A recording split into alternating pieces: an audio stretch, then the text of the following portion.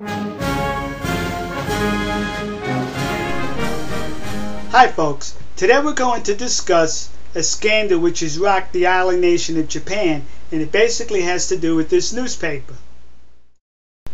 This newspaper had a column called WaiWai. Here's the spelling of it. I don't know exactly how you pronounce it, and they would publish it on their English version website.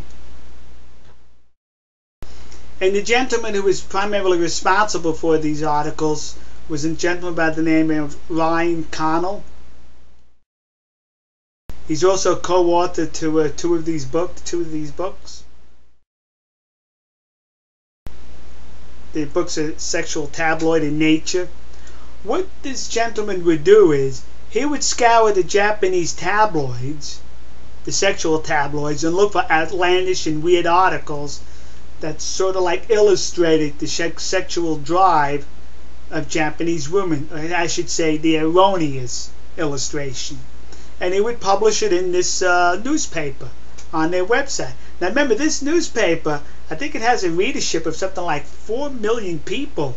So I think it's a respected newspaper, but the English version is read throughout the world. So people around the world were reading this column and saying, "Golly, I could go to Japan and get some free sex with all those beautiful women.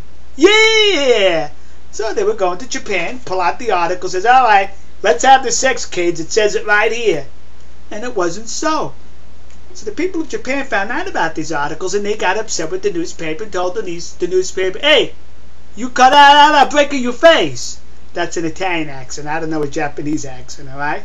They basically told the paper to cut it out. So the paper, being responsible at this point, decided to succumb to the pressure for the Japanese people, and they decided to pull those articles and stop the publication of that column, which is commendable to them.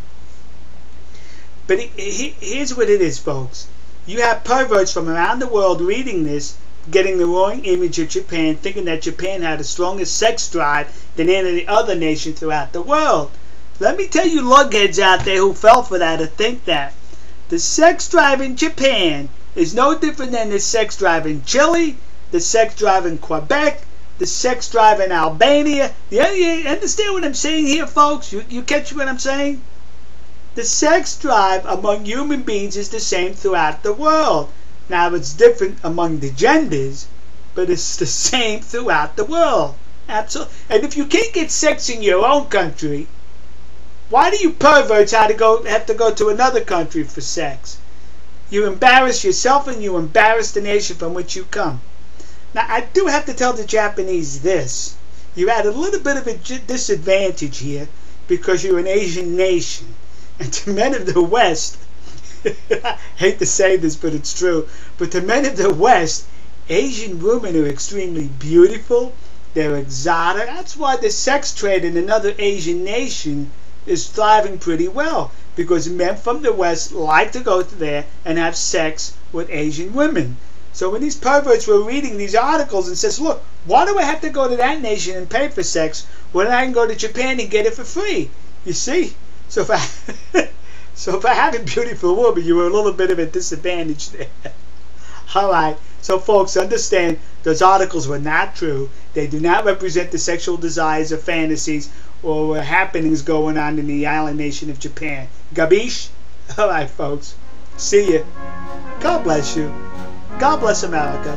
And God bless the nation you happen to be in. See ya, folks. We are springing to the call for 300,000 more, shouting.